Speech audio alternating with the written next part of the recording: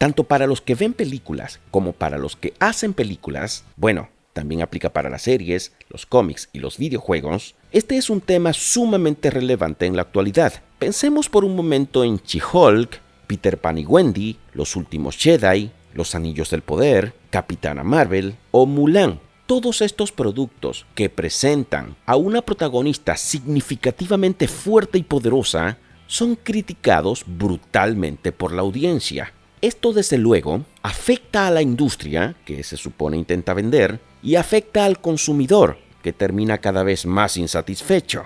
Además de eso, crea un constante enfrentamiento entre el vendedor y el cliente, debido a que el cliente se da cuenta que le están tratando de vender algo más que una película.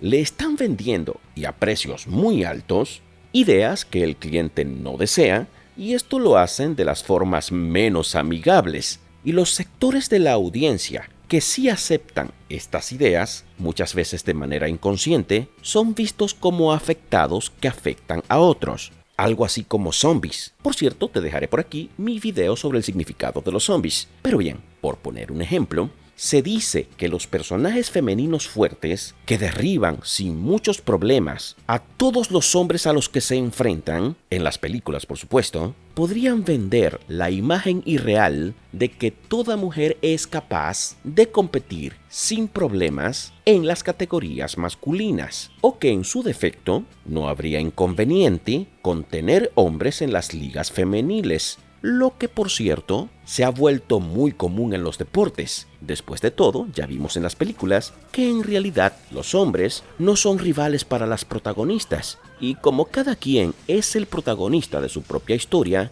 las niñas de Dios que no están a la venta se sentirían así de empoderadas por Mulan o por Carol Danvers. Esto mientras los niños de Dios, que tampoco están a la venta, crecen con la idea de que ser hombre es un problema. ¿Quién querría ser hombre después de todo? Ellos siempre son derrotados en las películas, siempre tienen un comportamiento poco deseable y tienen como contraparte al único y verdadero modelo a seguir, los personajes femeninos fuertes, lo que llevaría, repito, según lo que algunos dicen, a que el niño desee ser una mujer fuerte en lugar de querer ser un hombre. ¿Pero tiene todo esto algo de cierto? Vamos por partes.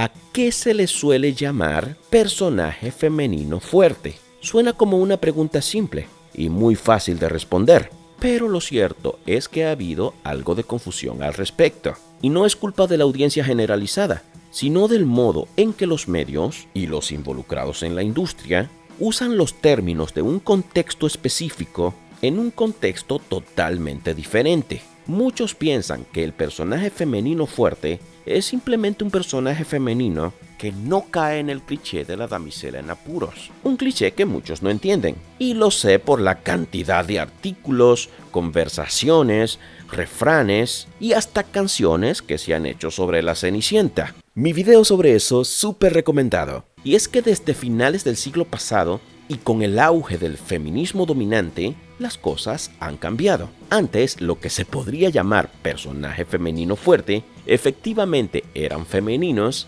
y su fuerza no se limitaba a lo físico, sobrenatural o una inteligencia superior que solo podemos medir teniendo como referencia a los personajes masculinos que están allí únicamente para hacer brillar a la protagonista por pura comparación, porque claro, no era una competencia contra los hombres. Scarlett O'Hara era decidida y resiliente y luchaba para sobrevivir. Nora Charles era inteligente y sofisticada y trabajaba junto a su esposo para resolver casos detectivescos. Y Dorothy Gale era intrépida y aventurera. Pero por supuesto, ellas debían trabajar en equipo y siempre tenían algo que aprender. Así que, para los estándares actuales de Hollywood, se deben hacer nuevas versiones en las que se empodere de verdad a estos personajes. Y si nos detenemos un segundo a ver lo que es hoy un personaje femenino fuerte, notaremos con facilidad que se trata de todo un cliché, un estereotipo que luego de estudiarlo se hace sumamente sencillo de describir. No todos los personajes son 100% idénticos, pero sí que suelen compartir elementos comunes que los hacen más que predecibles. Según Karina Chocano, escritora en los medios más populares de Estados Unidos como el New York Times, Vogue y la Rolling Stone, y también autora del libro Haz el papel de chica, dice que el personaje femenino fuerte se ha convertido en un cliché cinematográfico por varias razones. Lo primero es que ha dado lugar a estereotipos como el de la profesional alfa, cuyo enfoque láser en el avance profesional la ha convertido en una autómata, sombría y célibe. Esto no significa que estas características no se puedan usar para crear personajes interesantes y profundos. De hecho, Nina Sayers del Cisne Negro encaja en esta descripción, pero es indiscutiblemente un personaje muy atormentado y lleno de matices. Es un personaje profundo. Y si te interesa más el aspecto de la heroína solterona, te dejo este otro video. El otro rasgo estereotípico bastante esparcido es el de la ninja sombría con problemas de compromiso. Otra vez, el hecho de que se trate de un cliché nacido de la mutación del personaje femenino fuerte no significa que no se puedan hacer buenos personajes con esos atributos. Allí tenemos a Nikita, a Black Widow y a la misma Elektra. Son ejemplos de que partiendo de este cliché se puede llegar a algo mejor y más profundo. El problema en la escritura no es la jefa alfa o la ninja sombría en sí mismas, sino pensar que solo con eso y una idea distorsionada sobre el poder ya tienes todas las cosas resueltas. Y peor que eso, pensar que con esos personajes superficiales salvarán a las mujeres de la vida real mientras anuncian que esa película empoderadora es algo que nunca antes se había hecho. Y abro un pequeño paréntesis para decir que esta creencia de no se ha hecho antes, por lo tanto es bueno y mejor, es una buena forma de reconocer el progresismo, ya que dicha ideología no se enfoca en el progreso como muchos ingenuamente afirman, sino que se basa en la idea de que nuevo es siempre sinónimo de bueno y que en el futuro todo es mejor que en el presente. De allí esta insistencia en mostrar lo que hacen como algo que conduce a ese futuro soñado. Cierro paréntesis. Por cierto, difícilmente alguien haga algo que no se haya hecho antes, en cuanto a base o fundamento, ya que si te pones a ver detenidamente, todo lo que se hace desde hace algunos siglos ya se ha hecho, pero quizás de manera más arcaica y en una escala diferente. Lo que podría resultar nuevo son las formas, no el fundamento. Y este personaje femenino fuerte, además de ser una profesional alfa y o una ninja sombría, también tiene el comportamiento de género eliminado. Usualmente se mantiene en un espacio medio entre lo masculino y lo femenino, o de plano se inclinan más hacia lo masculino. En resumen, son personajes mayormente interpretados por actrices, pero buscan emular aquellas cosas que incluso los ideólogos consideran negativas cuando las hace el hombre.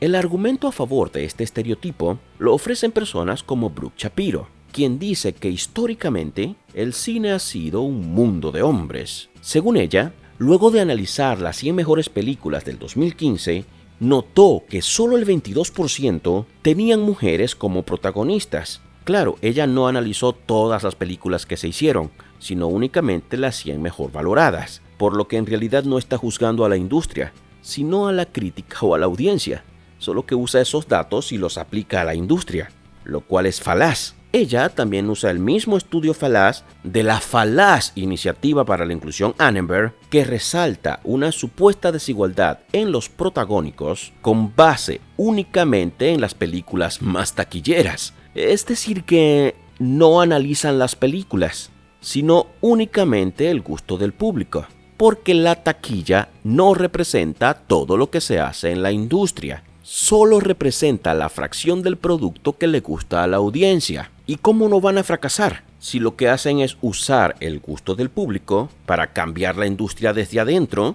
haciendo exactamente lo opuesto a lo que han descubierto que el público compra? Si no sabes qué es esta iniciativa o cómo empezó la inclusión en Hollywood, te dejo este otro video. Ya de entrada, la sola idea de una igualdad en las historias que se cuentan en las películas es simplemente contraintuitiva, más si tratas de aplicarlo a películas inspiradas en hechos reales. Esto ya trajo controversias a películas como Dunkerque de Christopher Nolan, y recientemente se repitió el episodio con Oppenheimer. Gente pidiendo porcentajes de personajes femeninos en las playas francesas durante el desembarco, y más protagonismo para las mujeres en la construcción de la pieza tecnológica más apocalíptica que ha creado el humano. Si te pones a ver hasta dónde llega esto, este argumento se hace cada vez más difícil de aceptar. Brooke Shapiro también dice que las películas suelen representar a las mujeres desde una óptica tradicional y patriarcal,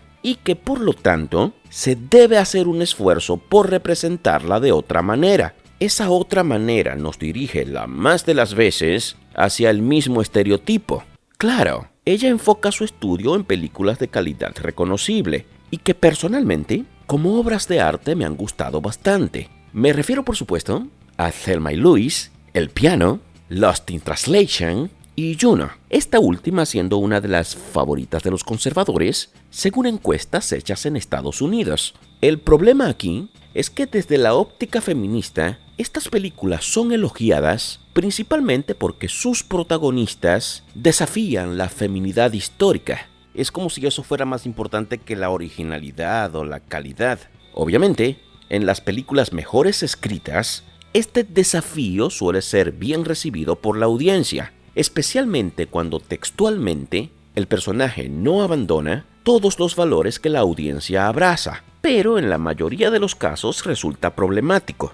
Alexandria González, en su artículo para la Universidad Estatal de Portland, señala que los personajes que entran en esta categoría de personajes femeninos fuertes a menudo se describen con características históricamente masculinas. La escritora británica Sophia McDougall ha criticado la alta prevalencia de estos personajes debido a que crean un cliché que representa a las mujeres como mucho más fuertes de lo que es posible en la vida real. Por supuesto, ella no está hablando de los poderes ficticios, sino del contraste que se establece con relación a los hombres. Recordemos por un momento a Sherlock Holmes. Este chico llega a ser brillante, caprichoso, valiente, triste, manipulador, vanidoso, desordenado, quisquilloso, artístico, cortés, grosero y mucho más.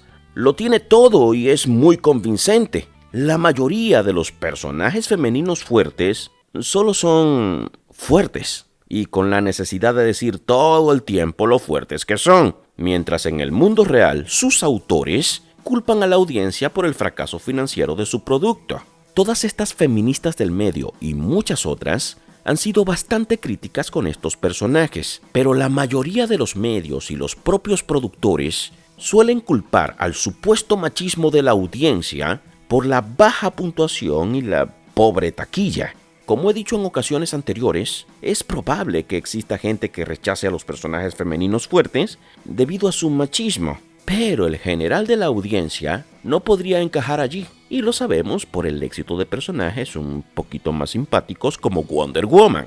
Y aunque es cierto que las películas malas suelen vender más, también es cierto que las películas malas que más venden resultan divertidas, al menos para gran parte de la audiencia, por lo que los motivos detrás del rechazo a este estereotipo seguramente son más razonables de lo que sugieren los productores frustrados con los resultados financieros. Disney, quien representa más o menos la mitad de los productos que han salido en los años recientes, a menudo trae protagonistas que son extremadamente poderosas sin ganarse ese poder. Solo hay que ver los cambios de Carol Danvers con relación a los cómics, que de por sí ya eran bastante feministas, o los cambios a Mulan con relación a la versión animada. Ahora estos personajes, que en el principio de su travesía carecían de habilidades y de experiencia, y que se hacían fuertes con esfuerzo y avanzaban con ingenio,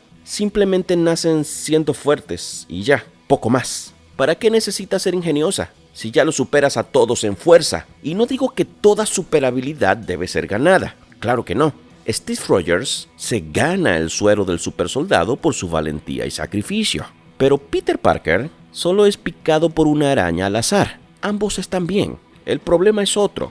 Peter, por ejemplo, tiene muchos problemas para manejar este nuevo poder y para desarrollar sus nuevas habilidades. Tiene problemas con su carácter, con su temperamento, abusa de su nueva fuerza, hace cosas muy irresponsables, incluso deja escapar a un ladrón por pura venganza personal y no controla la telaraña ni los demás poderes a la primera. Soy fan del Spider-Man de Tobey Maguire y creo que en parte es por eso. Hay mucha profundidad en el personaje. Él se equivoca, tiene mucho que aprender, cae, se levanta, moralmente es tentado, en ocasiones cede a la tentación, tiene sus miedos, sus fortalezas, sus debilidades. Es un personaje bastante completo.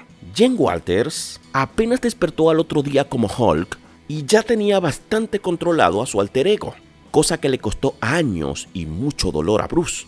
Rey Palpatine sacaba un nuevo poder según le convenía a la trama, porque sí, ya desde allí estamos frente a un gran problema. Y si cuentas todo lo demás en la serie de She-Hulk, estaríamos hablando de un producto totalmente superficial. ¿En serio quieren que creamos que en una app de citas nadie quiere salir con una abogada exitosa y que los únicos que sí están dispuestos son muy poco presentables y siempre vienen con una agenda secreta detrás? ¿Olvidaron que ficción no es sinónimo de inverosímil? Lo que vemos es que partes de las historias, o en ocasiones historias completas, se vuelven complacientes con los personajes femeninos que usualmente están puestos en un pedestal. Hay historias que van más o menos bien y de repente sucede algo tan inverosímil como que todas las superheroínas vienen juntas del baño a luchar contra Thanos. ¿Cómo es eso? No importa, porque necesitamos sí o sí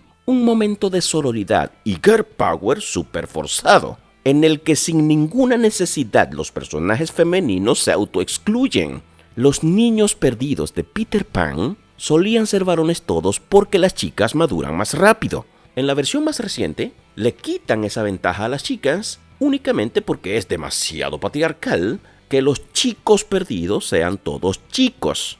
Luego Wendy vence a medio barco pirata con sueños feministas y esgrima, como si fuera un juego. Todo esto pudo ser mejor, si las historias no tuvieran que inclinarse a las necesidades particulares de personajes consentidos. Se está invirtiendo el orden de las cosas, y eso nunca resulta bien. Así como los efectos no son mayores a la causa, los personajes no son mayores a las historias. Sin embargo, eso es algo que los guionistas han olvidado. Y no termina allí, sino que luego de que la historia debe someterse a los personajes, tanto historia como personajes deben someterse al test de Bechdel. ¿Y qué narices es eso? Pues es una medida de la representación de las mujeres en el cine, también en los cómics y los videojuegos. Y para pasar el test, deben haber al menos 2 personajes femeninos en la película. Estos 2 personajes deben hablar entre sí, y el tema de conversación no deben ser los hombres. Y hay gente quejándose de que Oppenheimer no haya pasado este examen tan arbitrario. Es impresionante, la verdad, como en 3 horas de película no tiene una sola escena de 2 mujeres conversando. Y es curiosillo, pues un escritor puede poner a 2 personajes femeninos hablando de recetas de cocina y eso también sería opresor. Hay películas que no pasan el test y pocos podrían decir que son malas películas o que sus personajes femeninos no son relevantes. La trilogía original de Star Wars no pasa la prueba y aún así es un clásico y la princesa Leia es un personaje muy importante. Avatar, a pesar de ser el mayor orgullo de un director feminista, tampoco pasa la prueba y sus personajes femeninos son muy importantes. Corre Lola Corre es protagonizada por una mujer muy poco convencional, muy enérgica, valiente, arriesgada y fuerte. Y no pasa el test de Bechdel. Si vas a TikTok, hay un montón de gente lamentando que muy pocas películas pasan el famoso test. Y honestamente, me parece una de esas cosas como el Dogma 95, que en lugar de aportar, lo que hacen es restar. Pero bien, uno se enfoca mucho en las protagonistas porque son el personaje principal o el más importante. Sin embargo, lo cierto es que películas como Capitana Marvel, la trilogía de secuelas o la serie de She-Hulk están mal escritas en todos los aspectos. Los diálogos de la mayoría de los personajes son malísimos. Los personajes secundarios son planos y poco creíbles, igual que las protagonistas. Los villanos dejan mucho que desear como villanos. Podríamos culpar a la protagonista, pero es que la protagonista no existe. Son personajes ficticios. Así que creo que le atinamos al decir que el problema está en un departamento de guión que está obsesionado con la perfección, el poder y lo que sea de su personaje femenino principal, afectando todo lo demás de manera nada positiva con tal de mantener a su personaje arriba y orgulloso. Nick Fury es un personaje interesante y sobresaliente en la mayoría de las películas de los Vengadores. Pero ¿qué pasa en Capitana Marvel? Es afectado por los guionistas que inclinan todo a los pies de su personaje principal unidimensional. Eso no es contar historias. Los personajes de El Señor de los Anillos que aparecen en Los Anillos del Poder seguramente pasan por lo mismo. Todo el mundo está mal escrito y las situaciones artificiales buscan conseguir en el público una simpatía forzada. Siempre es lo mismo. Ellos se burlaban de mí, no creían en mí, no confiaban en mí, así que sientan lástima por mí para que se alegren cuando yo demuestre que siempre fui lo mejor, aunque ustedes en la audiencia ya saben que soy lo máximo. Muchos no saben cómo poner esto en palabras, pero es algo sencillo como: bro, esto no me lo creo. Estoy dispuesto a identificarme con tus problemas, pero tus problemas se ven falsos. Son como un teatro improvisado para convencerme, y no lo consigues. ¿Pero por qué no lo consigues? Si veo con más detalle, puedo notar que Galadriel sí fue molestada por los elfos a causa de su cisne flotante, pero ella, antes de eso, estaba ahí con su actitud toda insoportable.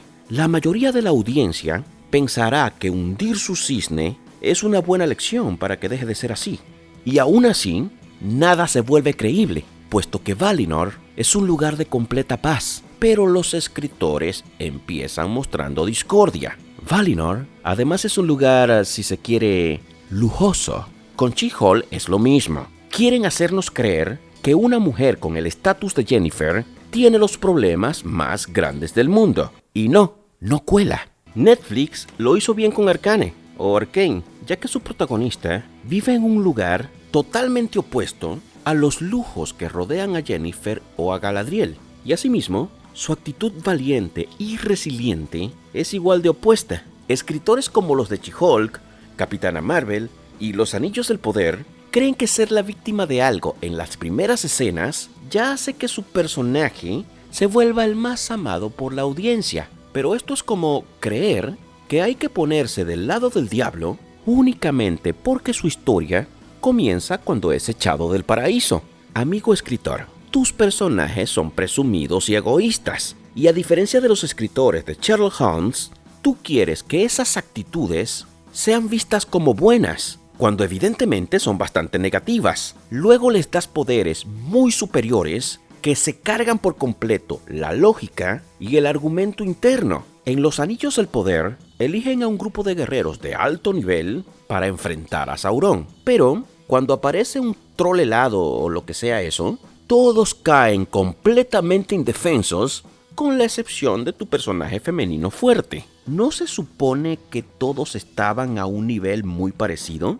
¿O al menos preparados para ese tipo de situaciones? Bonita forma de decir que tu protagonista lo puede todo sola. ¿Y por qué pueden salvar el día solas? Porque todo el poder siempre ha estado dentro de ellas. Si eso no es mala escritura, no sé qué cosa lo sea. Y aunque el público muchas veces no lo ve de forma detallada, sí que es capaz de notar cómo hay tantas cosas que no encajan. Por lo que creo que efectivamente el problema en la mayoría de los casos es la mala escritura.